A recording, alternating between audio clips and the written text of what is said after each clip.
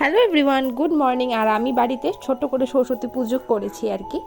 আর আমাদের পাড়াতে যে পুজোটা হয় প্রত্যেক বছর তোমাদের দেখাই, তো এবছর একটু কারণবশত পুজোটা হয়নি, যার কারণে আমার ছেলে কোথায় অঞ্জলি নেবে তার জন্য আমি চিন্তায় পড়ে গেছিলাম। তো সকালবেলা উঠেই আর কি তোড়জোড় করে সব কিছু রেডি করেছি। আর আমাদের বাড়িতে আমার পুরোহিত মশাই, আমার বর, তোমরা তো জানোই লক্ষ্মী পুজো ও করে, তো ও সকালবেলা কয়েকটা পুজো করে এসছে। তো আমাদের বাড়িতেও আমি ছোট করেই আয়োজন করেছি, মূর্তি টুর্তি কিছুই আনিনি, কারণ সকালবেলাই জেনেছি যে এখানে পুজো হবে না। তার জন্য বাড়িতে যা যা ছিল কিছু এনে তাড়াতাড়ি করে পুজোটা করেছি।